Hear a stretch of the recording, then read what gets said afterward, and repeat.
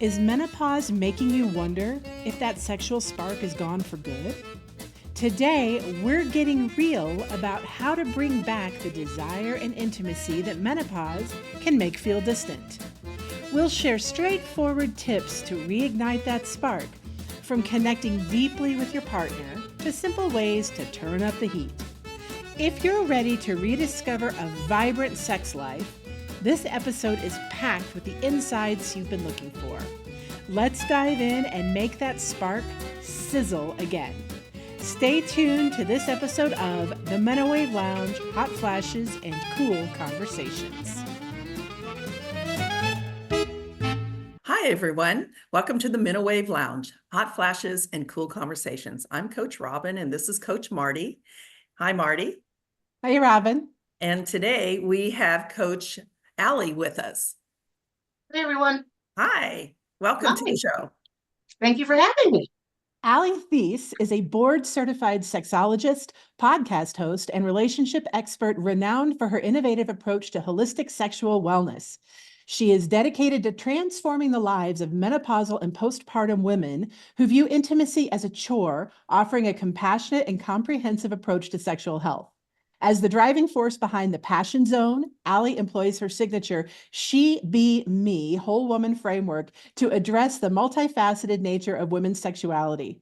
This unique coaching method integrates spirituality, health, environment, body, energy, mind, and emotions, ensuring a well-rounded and holistic approach to sexual wellness. We all need some of that. I see that all the time in the menopause support group. So I am very, very excited to welcome you to the show, Allie, and to dive deep into this conversation because I feel like it is so important. So welcome. Welcome. Well, thank you. And you made me sound so good. I appreciate that. Well, we have an amazing show to talk about today, and we have just enjoyed this. Marti and I have enjoyed this so much, and we're so glad that you're here, Allie. First, we're going to take a minnow moment, and that's where we kind of talk about where we are in our Menowave journey, our menopause journey. And I have to admit, I have a confession. I woke up only about an hour ago. I actually slept in. And I'm laying in bed and it's 9:15 here and we're supposed to be starting the podcast at 10. And I'm like, jump out of bed and run into the bathroom and start doing all the brushing my teeth, getting my coffee, letting the dog out and all this. And I'm just like, oh my God, how did I let that slip out of my brain? So a little bit of brain fog and is with me today. So I've got my coffee. Ladies, you got your coffee going on?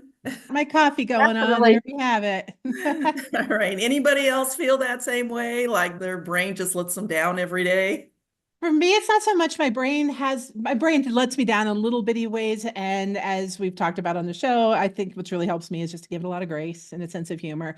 What happened for me, though, which was a new one, was starting to cry in front of people for no reason with a bunch of group of people that have no idea what's going on. I think I hit it pretty well, but I couldn't even tell you it was no reason at all whatsoever. It was just some reaction or something. And it, for whatever reason, I couldn't even tell you, the tears just start welling up in my eyes. Like I could feel my eyes start to water. And I was like, well, bad word in my brain. Like, what? Oh, great. So now everybody's going to look at me and be like, well, what's wrong? Is everything okay? And, so I had the whole story. So I'm like, oh, allergies, something blew through, or what I do, this is just so sad. Whatever stupid topic. Thankfully, I don't think anybody really noticed. If they did, but I was like flustered. And I know in the we've seen in the menopause support group, sometimes women are like, I start to cry at work and nobody understands. And so I feel you. And I guess for me, I was just like, I'm just gonna just pick up and move on and assure anybody, if anybody knows, like everything is fine, everything is great, it's nothing wrong here. Thankfully it didn't happen, but that was a new one for me. So I guess I can mark that off Our in my systems get emotionally overwhelmed at times, especially when we're have that extra pressure on us. Exactly. But I'm thinking of it like I need to create somebody should create like a bingo card of perimenopause and menopause symptoms that come out of nowhere and knock us off our game. So that would be like, I guess, B4, crying for no reason in front of people. Lucky for me, that part of menopause, I'm now postmenopausal. Part of menopause happened when I was a school bus driver. Oh, wow. So the kids thought they were really getting to me. And I'm like, no, not really. I saw a cat in the window. until you're driving by. And that would set my eyes watering up. Nowadays it's brain fog. It's Yeah. just I forget what I'm saying. And it's normal. I do it with everybody. Having a conversation with my son, we're into it, and all of a sudden, gone. Yeah. It's Yeah. I give myself grace. We just laugh at it, and eventually it comes back to me. Absolutely. Absolutely. And I think that that's the message here is give yourself love and grace.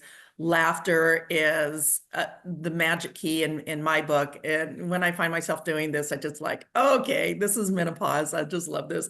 And then people laugh along with you, hopefully not at you, and you're able to move on. That's how I process it. But we're so glad to have you here, Allie.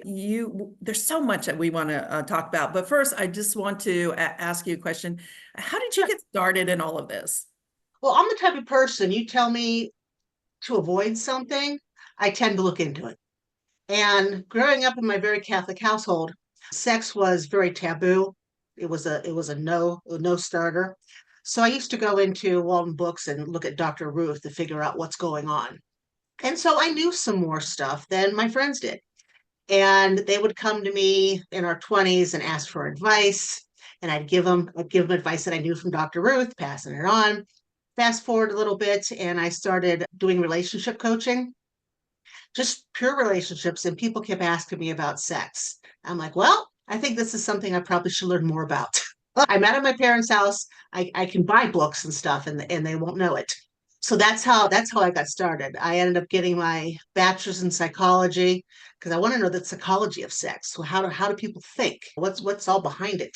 Got my master's in psychology as well, and now I'm a PhD for the mind body connection because now that I'm in menopause or postmenopause, the mind has a huge effect on our bodies. Huge, Mhm. especially when you don't have any hormones. So that's the very short, condensed story. It's been a Mhm. lifelong thing, and it felt natural for me to go this direction. Kind of jumping right in, like I mentioned at the beginning of the show, is that we see this a lot in the menopause support group of women that we're getting to this stage, and it's like the light switch has just turned off. Off. And and I can relate to that too. As I mentioned, when I was talking to you earlier, I ran into that in the earlier part of my relationship with my husband. But it's like that light switch just turns off. And we want to get it back. We remember what it was like when we had it, and there's a lot of mind stuff going in there. But do you mind taking a moment and talking to us, like, why is this showing up now for so many women as we get to our menopausal years? Why is all of a sudden the libido and the sex drive, and I mean, even just setting aside the physical stuff of dryness and that type of thing, but even just Right. the mental and emotional desire wise, what's going on there? Gen X. We have run into so many walls over the years, but somehow we always manage to climb over it to go right through it, depending on our personality. When we hit menopause, this starts in perimenopause, our hormones, as we all know, leave us. They don't give us a date first. They don't give us a kiss goodbye, a love note, nothing. They just leave us for a younger model, and we are trapped with no hormones. And when these hormones disappear, so does our libido. It just waves by, bye, bye. Reminds me of one of the songs, the boy Bye, bye. bands. Yeah, Yep. that one. Bye, bye, bye. Bye bye, baby. Yes, Bye and bye, I baby. see our hormones waving by to us as they leave. And our brain, which is our largest sex organ, it knows we're not going to have any more children. Okay, the hormones are gone. We're not going to have any more kids. So why do you need sex? It doesn't think we need it. So it doesn't bring sex and intimacy or any type of closeness up in our brains. And that's why we all us Gen Xers all seem to be hitting it because we're all hitting into menopause or postmenopause. So that's Yeah, right. and that makes also too. I just want to add another piece to that. Not only have our hormones let us down, but I think along with the menopause journey, we have a lot more emotions that are coming up. A lot of things from our past, our old belief systems about what sex was, what we learned about. How come we can't do it again, our body image is huge, how we're seeing each other. Maybe our partners have changed. They're not the big hunks that they were when we first met them. So there's a lot of moving parts when it comes to our libido and how we see ourselves in it. And will we ever have sex again? Do we ever want to have sex again? And I think the answer is yes. And we've talked about a couple different things. Tell me something really interesting about how we can start moving towards seeing ourselves having sex again. Sure. One of my favorite methods is to tell women to go back to our youth and read those saucy romance novels with Fabio on the cover, and his hair was flying in the wind. He looked so manly on those covers. The purpose of reading a romance novel, and it can be the clean and wholesome, it can be Christian novels, or it can be the real saucy kind. The kind doesn't matter. It's just the fact that you're reading them, because your brain cannot differentiate between what is really happening around you in real life and what you're imagining. And ladies, we have a hell of an imagination if we allow ourselves, right? So when we're reading these books, we're imagining these scenarios that are coming through with this story. And sex and romance and intimacy start to pop back up into our brain. If you read a chapter a night, about a fourth of the way through, then it starts to pop up. It's not all the time, but it pops up enough that if you're with a partner, that they get to be the happy recipient of your reading romance novels, and it can add another dimension to your intimacy, into your relationship and your sex life. I've been thinking about, we were talking earlier, I've been thinking about starting a workshop about teaching women how to create their own stories and put them in the center, because I've had a few women comment to me, this is fantastic. I don't mind reading the romance, but I want to envision my partner in this role that's opposite me. But this person in the book, their face keeps popping up. That kind of worries me.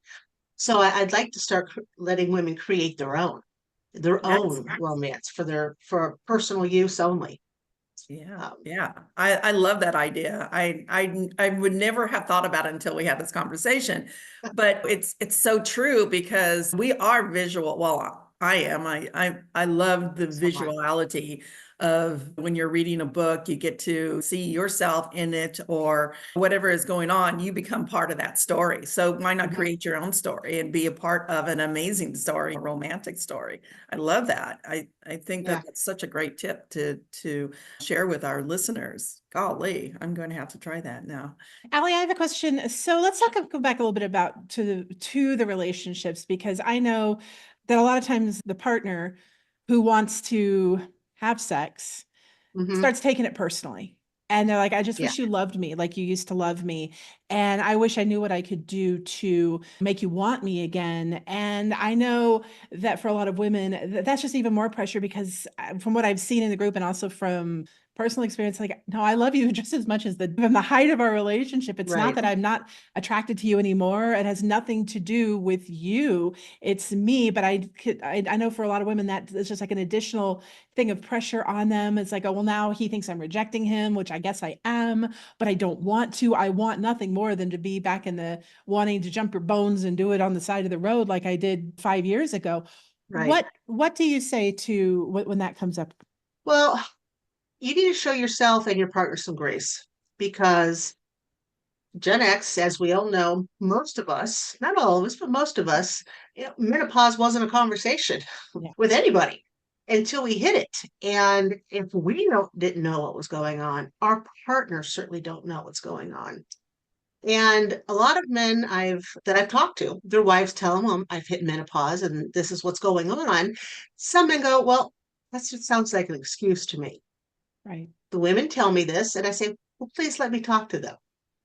Let me have a conversation with your husband. So we do. We have a conversation. They understand, and they're a lot more patient, giving, loving, very tender after they learn what's going on. So if you're going through menopause and your partner is feeling slighted, their ego is bruised because you don't seem to love them as much anymore, tell them what's going on. Be open. And when you tell them what's going on, men love facts. Okay. They like to see things in black and white. And us Gen Xers like to see things in black and white too, just period. Print out some information about menopause. You can find plenty of information in the group setting. You can find information from reputable sources, please. Wikipedia is not one, so please don't get your stuff from there. If you need a resource to show your husband or your partner that this is what's happening, you can always ask me if you don't know where to go. I have my pulse on a lot of different resources, so I'd be more than happy to help people out. I think that that's a really good idea, is having those conversations ahead of time so that when you're trying to have an intimate moment and it's not really working, then you're not having this big let down and all the emotions that go along with it. And I'm a big proponent talking with my partner about sex ahead of time. And Yeah. we know it's just like, okay, menopause, there's times we know that like morning, afternoon, evenings are like probably not really good for us, but afternoon delight is wonderful. So we have found times in the middle of our day when we go, hey, babe, and we create an atmosphere. And we're going to talk a little bit about how to create an environment that feels safe and intimate, taking your time. But the conversation is important, because then that also lets them open up and say where they are. Do they still have a libido? Do they need help? What is going to help them the best? We have conversations about what we like best when we're in bed, or what we're comfortable with, how we want to start. These conversations, I don't know, you can start small, or you can go as deep into it as you want. But having the conversation, I believe, is really important in a relationship that you want to start redeveloping or developing a healthy intimacy with your partner. And I agree with that. Because I was thinking back to what worked with my husband and myself is like, we actually sat down. I mean, I remember we went out to dinner to this really nice restaurant and had a conversation about, and this is long before I even, like I said, even before I knew I was having any hormonal issues. This was early on, to have this conversation about, here's what's going on for me. I don't know why this is, and I'm not loving it, but I also, what can we do about it? And one of the things that we did find beyond communication was, I know that for myself, it was not going to work for me anymore to be like, okay, it's bedtime. Boom, let's go do this. No, I needed some time to relax and unwind. I love more than anything massages, like just to physical, like rub my back, rub my shoulders, rub my hair. And he would do that. And I found that that was the only way to light the pilot light, if you know what I mean. I was like, okay, we gotta light, like we've heard like women are not microwaves anymore, but that's what would start to warm things up. Although I will say it did backfire on him recently, because I fell asleep, which I needed. Hey, it's like, hey, we struggle with getting sleep so much at this stage. Yes. I was like, thank you I fell asleep so wonderful. I know it wasn't what we were planning, but good on you. Now, I just want to make a note that the worst place you can have a conversation about sex with your partner is actually during the act of sex with your partner, Yeah. because it will hurt considerably. You won't mean to, but it will hurt considerably. And partners, they don't want to hurt you. If intercourse is going to happen and they're trying, and all of a sudden you scream out in pain, everything has to stop, and you need to have a conversation about what's going on if you haven't already had it. And I find that since most of us grew up without talking about sex, the easiest way to start the conversation is maybe write something down and hand it to them. Pass a note, like we did in school. That was our text messages. Pass a note to them and just say, after you read this, I'd like to have a conversation. Yes. Actually, you could actually build anticipation throughout the day by the little flirtatious pieces, like sending him a sexy text, by intimacy, giving him a kiss, letting him know that he looks really good today, or a compliment. That just builds up the anticipation throughout the day until you're ready. And these are things that are simple and easy to do and make you feel good as well.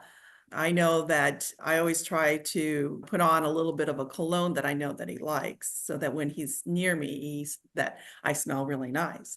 Because our nose also is a very big sense. And Oh, yes. I mean, how often have you had like a cup of coffee and it brings back a good memory?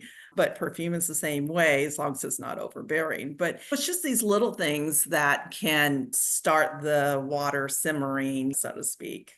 I Yes. can hear that, but sometimes, but I know also here I can hear women thinking, I am overworked, I am overstressed, I am exhausted.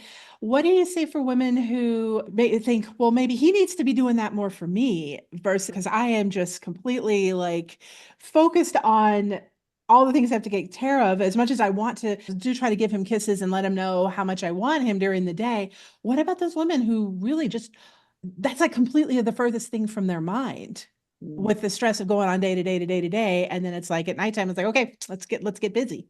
That the romance books do come in handy there Yeah. to help you get raring. As Gen Xers, we we're on autopilot. We have been since we were kids. We have a certain way of doing things. We have a certain way of going through life. We have our routines that seem to work.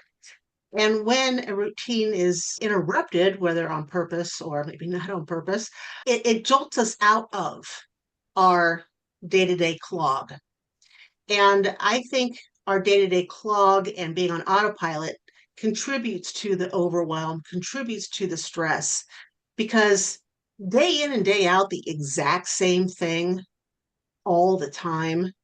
I mean, not only does it get incredibly boring, it can be incredibly stressful because subconsciously you don't see a way out of it. It's this box you've put yourself in with your routines. So breaking up that routine by, I don't know, maybe dating again. Dating, going out at least twice a month. I'd like to see you go out 4 times a month, but at least twice a month, one time to a place you both like, and the other time maybe someplace brand new, something that you can't be on autopilot for. Okay, a new restaurant, one of those axe throwing places I'd love to visit and start imagine someone's face there and just keep throwing the Not your axe. partners. Oh no, never. Throw the axe. There's cooking classes. There's classes on wine. You can take a painting class and drink wine at the same time.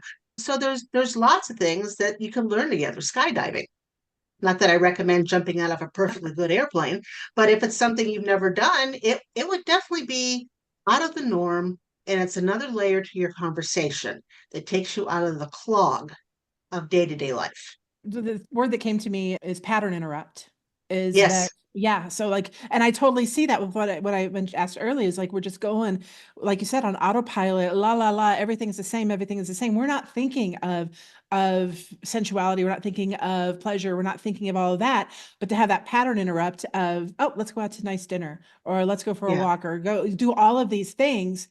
Wow, what a perfect opportunity then. If we allow, and I think a big key is to allow ourselves to seize that moment.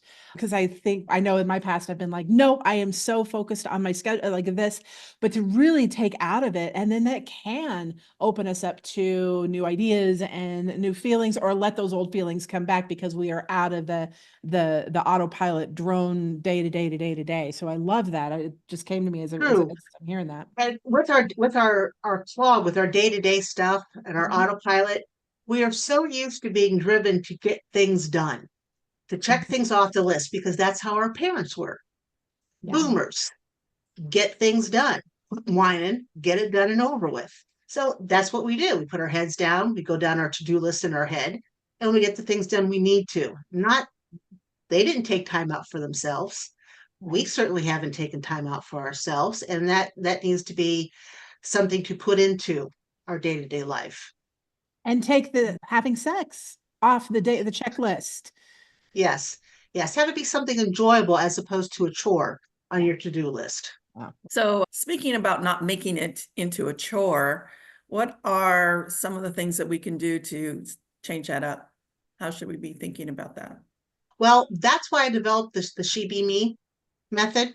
Was women, we tend to be very multi-layered, right? We're not just one layer of an onion. We are the full onion that you have to pull apart with all of our layers.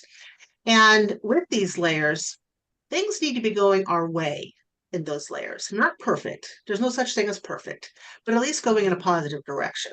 Now, SheBeMe is an acronym, and S is for spirituality. Our spirituality needs to be headed in the right direction, whether it can be religious or non-religious. It's how we feel about ourselves, how we feel about the world, how we feel about what we can't see. So spirituality. How Did does, you you want mind to me asking, can you elaborate a little bit more about how that actually impacts us when it comes to libido and sex? when we're not spiritual at all, let's say spirituality is off the table and we think in black and white only, everything is just this or there's that, there's not anything beyond that. That's how we take in our whole life. And sex really is, and our libido is, it's a gray area. It's not white, it's not black, it's gray, because everyone's different. Everyone has a different way of seeing things. And when you don't embrace yourself in some type of spirituality, it's either my way or the highway for a lot of people. Of course, a lot of people who do embrace religion and spirituality, it's still my way or the highway, right? Our libidos, as we've noticed over the years, they're in flux. They start off really, really high normally and well. And then as we age, they still go pretty well. And then our 40s, for a lot of people, it goes up and then it plummets to nothing. And our spirituality, we can be thinking, this is normal, this is okay, there's something beyond this. This is happening for a reason. We figured out what that reason is, but it's happening for a reason. And spirituality and religion tend to give people hope, a hope that there's something better, a hope that it can come back. And also, I want to, speak to, because we had mentioned earlier how we were raised with our spirituality or religion when it comes to sex can have an impact. And because I have a memory back of when I was in high school, I was dating a guy who was very into his youth group at his church. It was actually the same church that I would go to when I would go, but I wasn't as involved as he was. And even just dating and just fooling around. I mean, certainly not, wasn't having sex at that Right. age, but it came back and he went and told his youth pastor about what was going on, who told him all these things about me, negative. Yep. She's a Jezebel, she's all of this. And then he, of course, he goes and talks to his friends and it got all around the school that, and my mother was really good about shutting that. When I went to her with that, I'd heard with walking me through that. But I tell you, it did have quite an impact for several years of like, I didn't even do anything. I mean, this is benign stuff you wouldn't even find in a romance novel necessarily, but it was so impactful that the whole entire Baptist youth group knew about it and talked about it. Yeah. And Yeah. is that the kind of thing that, do you find that showing up for women? I do. I'll give you a quick experience that I had engraved in my mind. It was my freshman year in high school, and I was in band. I'm getting ready to go to the football game. In my room, I'm dressing.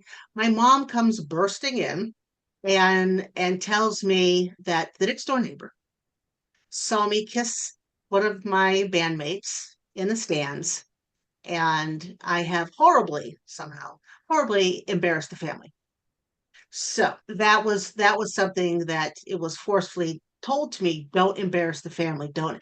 And that is something that has stuck in my head Wow. my entire life.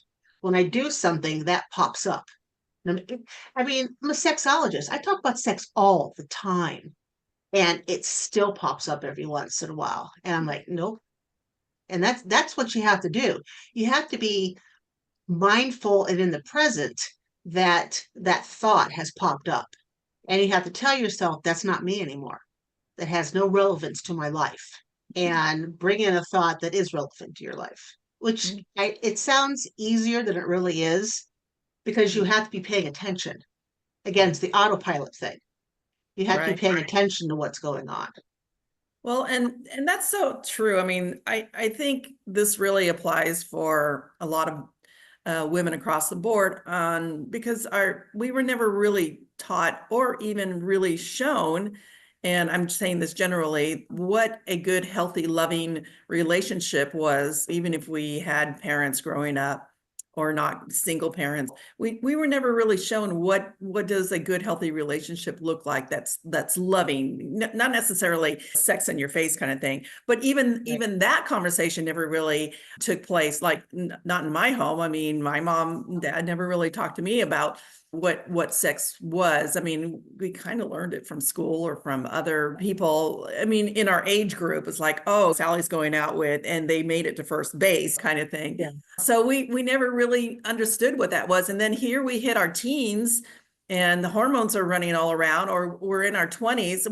We don't know. We didn't know what we were supposed to do. And at that time, Playboy magazines were a really big thing. And I think that's where most of us was like, oh, yeah, Dad's got Playboys. So let's go get that. So, I mean, we had really bad information. And of course, there was a lot of kind of the shaming of it. It was like, oh, you kissed a boy, that kind of thing. So our messaging when we were young, and to the story of the religious experience, was like, yeah, I went to youth group and so did my daughters and everything. And so that messaging there was abstinence, or that sex is wrong, or it never really talked about what a good, healthy relationship looked like.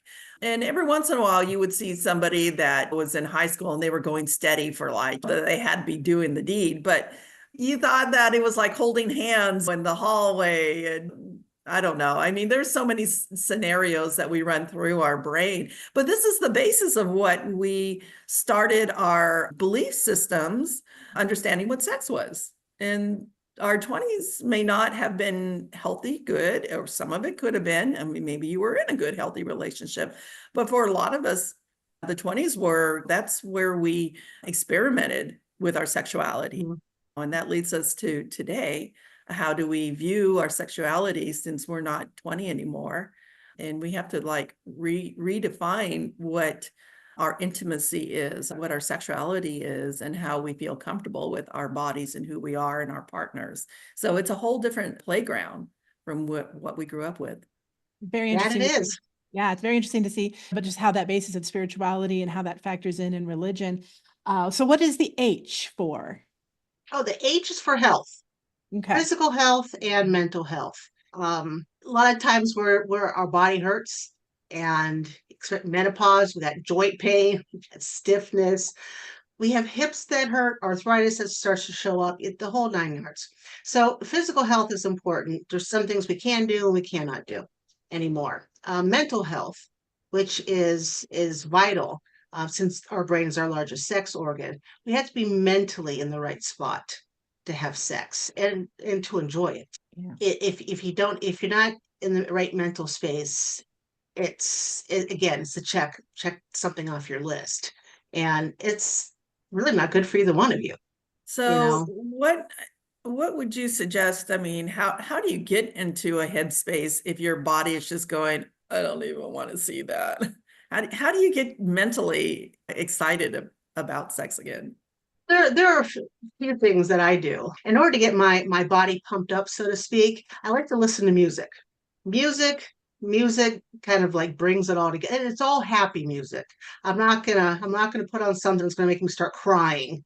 So it's happy, upbeat music. Salt and pepper, definitely. Yeah. They'd be in there. Push it. That's right. Go girl. So I listen to music, and I also have a routine that takes me from my normal day-to-day life into what I call sexy time. And it could be something to get you in the right mental space. It could be something as simple as if my hair is usually up during the day, so letting my hair down, maybe putting on my favorite essential oil, something like orange blossom, which helps the libido, or clary sage, lighting the candles in the bedroom. And they do have candles that melts into massage oil. Those are wonderful candles. Closing the curtains, just have mood lighting, mood music in there.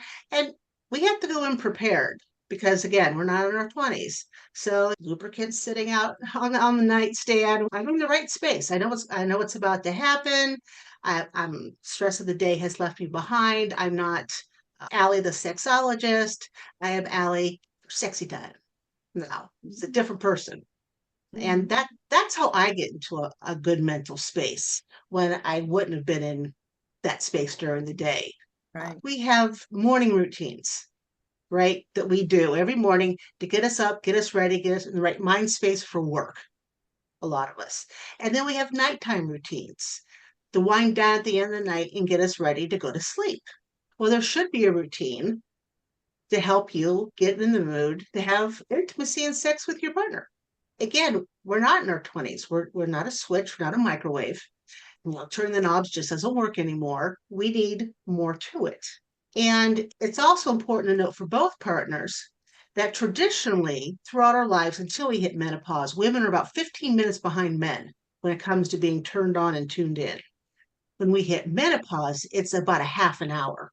So the massages, the touching, the rubbing, that's all very good foreplay to get you in the mood once both of you are in the sexy zone. I like that I hadn't heard that before, that when we get to menopause, women are about 30 minutes behind men when it comes to arousal. For me, that's like okay, so it's not necessarily that it's completely gone. It's just going to take a little, and I have found that it's like, okay, give me a half hour of a back rub to an hour. I try to get more because I just like my back rubs, but it's like, that gives that message, that gives me, that's very hope inspiring. It's like, okay, be patient, connect, tune in, let it advance, let it progress, let it unfold, knowing that typically we're about 30 minutes behind. So that sounds so much more doable and so much less daunting than like, well, he wants to go. It's been 5, 10, 15 minutes of fooling around and nothing's happening yet. Oh, I guess we're just done. So that's really powerful, I feel. Yeah, I like that idea. I think going in also previously having a conversation with your partner and letting them know where you're at and talking to them about where your body is at, what makes not only them happy, but you happy, and slowing it down. And so that you're not having any surprises when you're in sexy time. You're giving yourself a lot of love and grace and being present in the moment so that your mind doesn't wander and then everything just kind of collapses. But be present, have fun with it. And remember that having sex is good for your body. It's good for your mind. It's good for your hormones. It's good for you. And this should be a priority that we are doing for ourselves as part of our whole health. Definitely. It's having sex. I mean, the dopamine's released. We feel good. It releases stress. We can sleep better. You have insomnia. Yeah, if you have insomnia, sex is your go-to. You have headaches a lot, migraines, believe it or not, sex is your go-to. So it does have a lot of health benefits. Yes, it does. We're on the E, we're on E, we're on environment. Environment. Let's talk about that, because that is something that it's like of course, why didn't I think of that? But I don't think a lot of women think of it. And you don't think about it. So when I talk about environment, it's your home. It's where you live, how everything's placed, who lives with you is always important, and how your bedroom is designed or decorated. If you are religious and you have crosses or the Virgin Mary sitting in the bedroom, even subconsciously, that no sex, bad girl message comes back into your brain, even when you're not thinking about it. And it puts a kind of a wall between you and having fun. So any type of religious message that's in your bedroom can take you off track. Any pictures of family, of your mother or your mother-in-law, grandmother going like this, going like this. Yes, her glasses are down, looking at you. Subconsciously, it throws you out. Pictures of your children throws you out, and even. Sorry, go ahead. Pets. Oh, pets. Yeah, no pets in there. Nobody can watch. This is not a movie. And also how your room is, how clean it is. And what I mean by that is it cluttered? Do you have old laundry, the laundry's in the chair instead of being put away? Do you have books piled up on the floor? All that kind of stuff takes away from the romantic feel of the bedroom. And we want to have that environment conducive to sleeping and having some fun with ourselves or with our partners. So that's very important. And if you have anybody living in the house with you, we're also called the sandwich generation because we're taking care of aging parents and children. If any of those are living with you or you're living with them, that can put a damper on wanting to have sex if you're sharing a wall with somebody. Because like, oh my God, because you get embarrassed. You get embarrassed if somebody else is going to hear you, even if it's an adult child, or you definitely don't want to have your mother sitting next door. Because again, Although she'd probably be going, you go, girl, get yourself some. Well, and as you're talking about that, I'm thinking like, exactly, don't want to hear. So we put on the TV. And so we have that background noise as kind of a buffer. But then what I find is sometimes if my attention starts paying attention to what's on the TV, and that's like, oh no, that's a libido killer. I don't want to hear about wars or puppies rescued. It's like, I want something benign. I want something that if my brain latches onto it, it's not gonna the mood, so to speak. We've made that mistake many times. We're like not paying attention to what's coming on, and I'm like, oh no, I can't do it now. That's why if I ever have anything on in the bedroom, it's either Friends or The Big Bang Theory, because they both make me laugh. Of course, laughing during sex is not good either, but at least something horrible is not on the screen. Yeah, I usually just put music on. I don't have any TV in the bedroom, but I guess that comes back to the romance novels also too. And I think it's really interesting that our partners should be reading romance novels at some point so that they understand what we're expecting, roughly expecting, but it puts them also in the mood too, that they can be that handsome debonair man that walks into the room and walks in and feet. Saves the day. Yeah, saves the day kind of thing, or whatever it is that you want to put your fairy tale thoughts around. But I think getting him actively stimulated mentally is important too. Interesting you say that, because there are quite a few women that I've helped that them and their husbands or partners are reading the same novel. And so they read a chapter, they read a couple chapters, and then they come together and they talk about it. They talk about the scenes that are in there and how would they do things different? Would they go along with how the romance was portrayed, or would they have approached that situation differently somehow? Yeah. And they've come up with some really sexy situations between them. It's like we feel like kids again. That's what I keep hearing. We feel like kids again. Yeah, which is it great. Reactivates our imagination, because sometimes our imagination goes on autopilot or is out on vacation doing the fun things. So, all right. So this has been an amazing, interesting discussion of your SheBeMe method. There's things you brought up, some points that I hadn't really thought of, and I know that our listeners are really going to appreciate. Do you have any final thoughts as we're closing out this episode? Because we're going to be picking this up next week to finish talking about the SheBeMe method and some other tips and tricks that women can use to help bring the spark back. But any final thoughts? Just because your libido has disappeared and you and your partner, just yourself, is feeling like you can never get it back again, you can. It's recoverable.